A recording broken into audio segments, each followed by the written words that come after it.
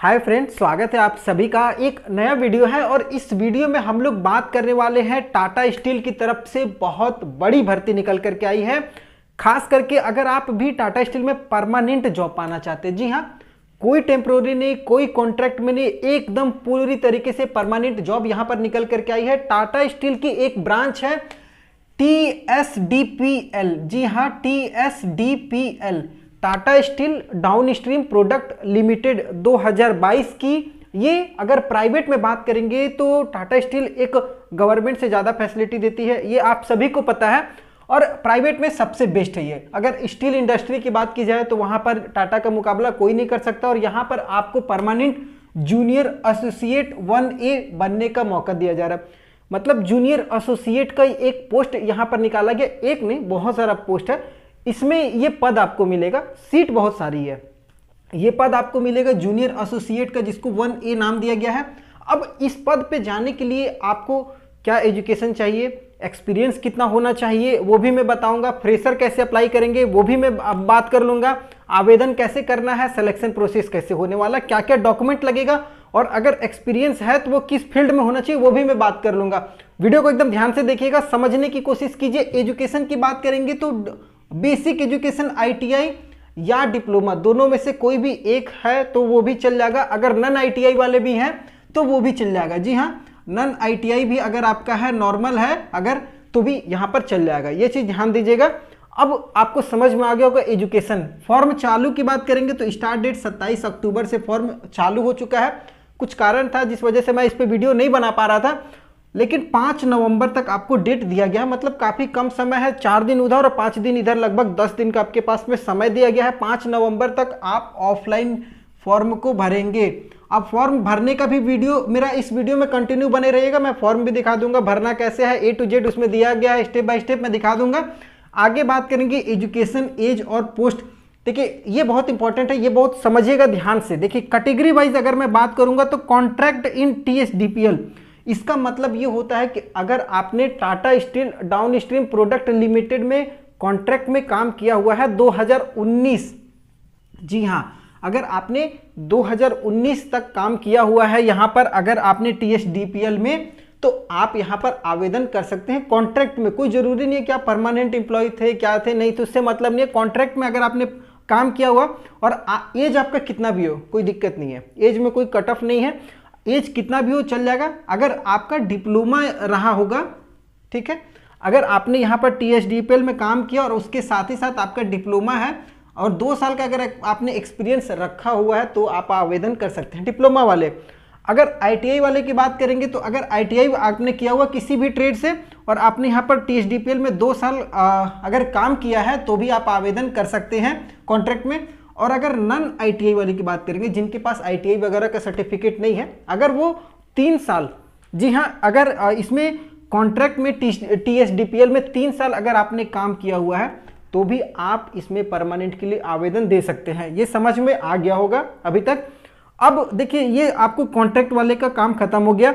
एक होता है एम्प्लॉय वार्ड, 3 अलग अलग कैटेगरी में बांटा गया है। तो एक एम्प्लॉय वार्ड है, एम्प्लॉय मतलब जिनके मम्मी पापा या सास ससुर रिलेशन में कोई भी इसमें काम किया हो, पति या पत्नी, कोई भी, अगर पति किए हो तो पत्नी कर सकती है, आप अगर पापा किए हो तो बच्चा करेगा, माँ कर रही हो तो बाल बच्चा कर सकता है। तो अगर आपके मम्मी पापा या रिलेशन में TSDPL में वर्क कर रहे हैं तो वो भी यहाँ पर आवेदन दे सकते हैं। उनका उम्र जो है वो 30 साल से ज़्यादा नहीं होना चाहिए।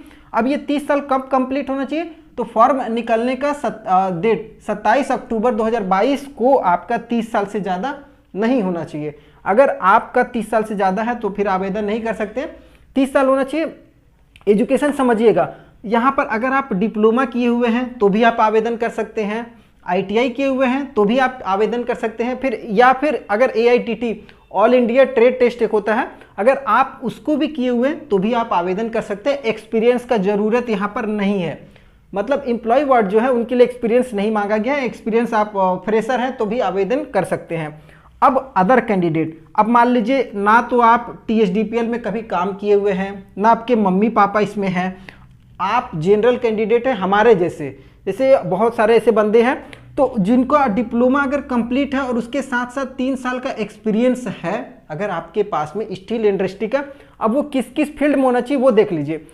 अगर आपने क्रेन ऑपरेटर में किया हुआ है या फोर्क लिफ्टिंग में किया हुआ है या फिर लॉजिस्टिक में या ऑपरेशन में, मेंटेनेंस में, स्लिटिंग लाइन में किया हुआ है या प्रिसीजन कोल्ड रोलिंग में किया हुआ है या रोल फॉर्मिंग में किया हुआ है या ब्लैंकिंग लाइन में किया हुआ है, अगर आपने एक्सपीरियंस है इसमें, इसके अलावा भी बहुत सारा है, अगर आपने स्टील इंडस्ट्री में वर्क किया होगा तो ये सब आप जानते होंगे।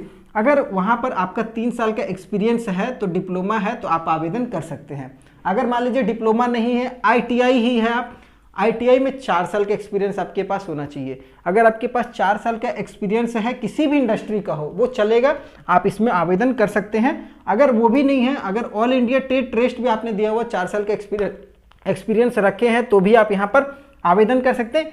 एज आपका 28 साल होना चाहिए, 28 साल से ज़्यादा नहीं। 28 साल वही आपका 27 अक्टूबर 2022 को 28 साल से ज़्यादा नहीं होना चाहिए। ये एजुकेशन और एज समझ में आ गया होगा।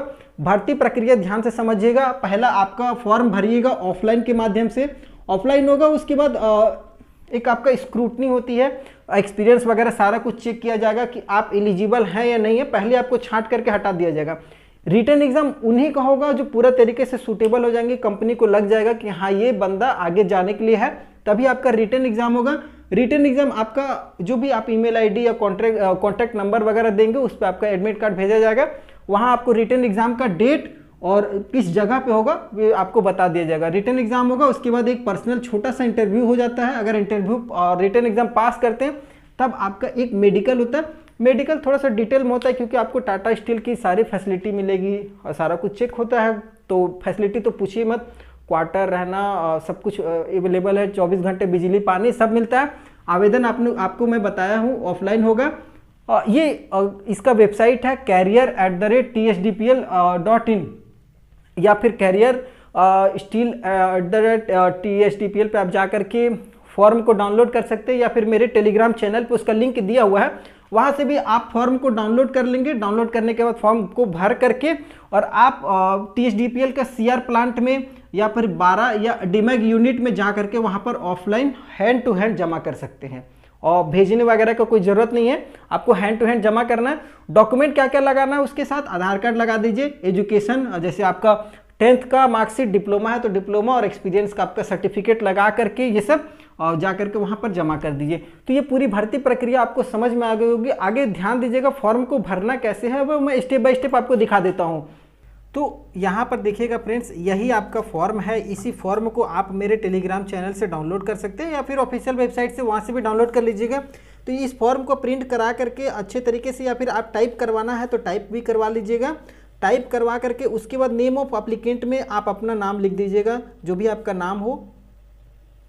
उसके बाद नीचे आप अपने फादर्स का नाम लिखिए, पिताजी का नाम। उसके बाद डेट ऑफ बर्थ हो तो डेट ऑफ बर्थ में देखिए, अगर जनरल कैंडिडेट है तो 28 साल से ज़्यादा नहीं होना चाहिए।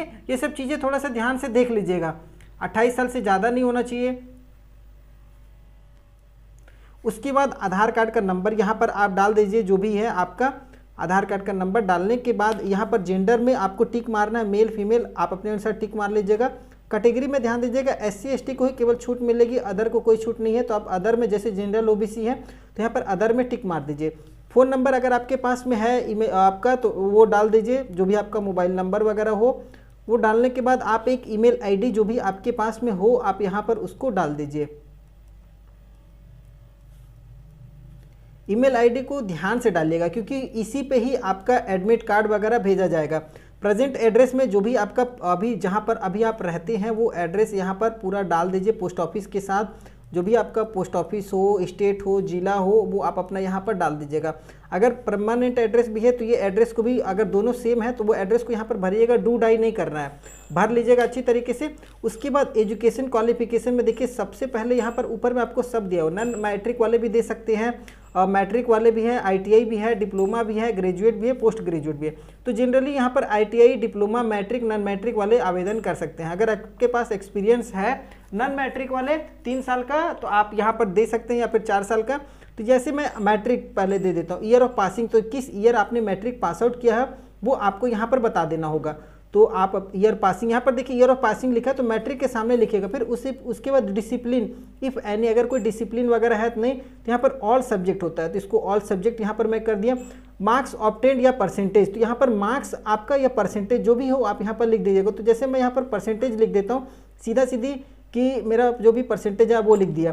स्कूल इंस्टीट्यूट, तो यहाँ पर स्कूल का नाम आपको लिखना है, छोटा सा इसको टाइप करवा लीजिएगा, ठीक है, वो लिखिएगा। ITI अगर आपने किया हुआ तो ITI कब पास आउट किया हुआ वो बता दीजिए। जैसे मेरा 2015 में मैट्रिक है, 17 में ITI कंप्लीट हो गया। ITI जैसे मैं फिटर से किया हूँ, ठीक है, तो यहाँ पर फिटर को डाल दिया। परसेंटेज जो भी ITI में रहा हो वो डाल दीजिए। कौन सा ITI से किए थे वो आप यहाँ पर डाल दीजिएगा, ITI का नाम। उसके बाद अगर डिप्लोमा है तो डिप्लोमा, अगर ग्रेजुएट है, ग्रेजुएट वगैरह काम नहीं है, डिप्लोमा तक ही चलेगा। अब नीचे आप आइएगा, आपके पास एक्सपीरियंस जरूरी है तो नेम ऑफ ऑर्गेनाइजेशन में जैसे कंपनी का नाम आपको दे देना है। तो यहाँ पर मैं टाटा स्टील में ही जैसे कॉन्ट्रैक्ट में वर्क करता हूँ तो वो लिख देगा। नेम ऑफ कॉन्ट्रैक्टर में जो भी आपका कॉन्ट्रैक्टर का नाम हो वो आप लिख दीजिए। ईयर वर्क्स, मतलब कितना साल आपने वर्क किया है वो आपको यहाँ पर बता देना होगा। तो यहाँ पर जैसे मैं 17/4/21 4 साल यहाँ पर वर्क किया। अब यहाँ पर देखिए लाइन्स वर्क ऑन, किस लाइन में आपने वर्क वगैरह किया है वो आपको यहाँ पर बताना होगा। रीज़न ऑफ लिविंग, छोड़ने का कोई कारण वगैरह होगा वो आपको यहाँ पर बता देना होगा। जो भी आपके अनुसार होगा, आप एक से ज़्यादा एक्सपीरियंस है तो वो भी डाल सकते हैं। डेट ऑफ ज्वाइनिंग, कब आपने ज्वाइनिंग किया था वो आपको यहाँ पर बता देना है। तो जैसे आपका जो भी ज्वाइनिंग कर रहा हो वो आपको यहाँ पर बता देना है। उसके बाद नीचे आप देखेंगे एक्सपीरियंस इन, आपको किस किस फील्ड में एक्सपीरियंस है वो आपको यहाँ पर टिक मार सकते हैं। जैसे क्रेन ऑपरेटर में है या फिर फोर्क लिफ्टिंग में है, आप अपने अनुसार टिक मार लीजिएगा। अगर इसमें से कोई नहीं है, अदर में कोई एक्सपीरियंस है तो वो आप यहाँ पर लिखिएगा कि जैसे मान लीजिए किसी को है कि मेंटेनेंस में है या फिर मेंटेनेंस के अलावा किसी दूसरे फील्ड में एक्सपीरियंस है, जो भी एक्सपीरियंस है आप यहाँ पर लिख सकते हैं कि कॉन्ट्रैक्ट में एज ए इंजीनियर था या जो भी था वो आप अपना अनुसार लिख दीजिएगा। उसके बाद for application who have previously work with TSDPL, अगर आपने पहले TSDPL में वर्क किया हुआ है, कब से कब तक किया हुआ है वो आपको यहाँ पर बताना होगा। उसके बाद नेम ऑफ कॉन्ट्रैक्टर, कॉन्ट्रैक्टर का नाम डाल दीजिए। नेचर ऑफ वर्क, किस टाइप का वर्क था आपका और किस लोकेशन में, अगर टाटा में किए हुए तो टाटा का यहाँ पर आप डाल दीजिएगा। ये सब डाल करके इसके साथ यहाँ पर एक फ़ोटो, देखिए फ़ोटो चिपका लीजिएगा। ऊपर में ये ध्यान दीजिएगा, यहाँ पर एक तो फोटो चिपका लेना है और ये फॉर्म आप देख लीजिए पूरा यहाँ पर भर लीजिएगा जो भी आपका है। उसके बाद यहाँ पर पासपोर्ट साइज़ का फ़ोटो चिपकाने के बाद इसके साथ अपना मैट्रिक का मार्कशीट वगैरह और एक्सपीरियंस सर्टिफिकेट, ITI का मार्कशीट, डिप्लोमा है तो डिप्लोमा का मार्कशीट वगैरह सब कुछ लगा करके, और एक हो सकता है तो लिफाफा ले लीजिए या फिर ऐसे आप उसको स्टेपल करके, और जो TSDPL का ऑफिस है CR प्लांट में या फिर 12 में या DMAG यूनिट है वहाँ पर जाइएगा और इसको जमा कर दीजिएगा। तो आपने देखा फॉर्म भरने से लेकर के सारा डिटेल मैंने आपको बता दिया इस पूरे वीडियो में। अगर वीडियो पसंद आया हो तो चैनल को सब्सक्राइब जरूर कीजिएगा, वीडियो को लाइक कीजिए। अगले वीडियो में फिर से आपके साथ मिलता हूं, तब तक के लिए जय हिंद।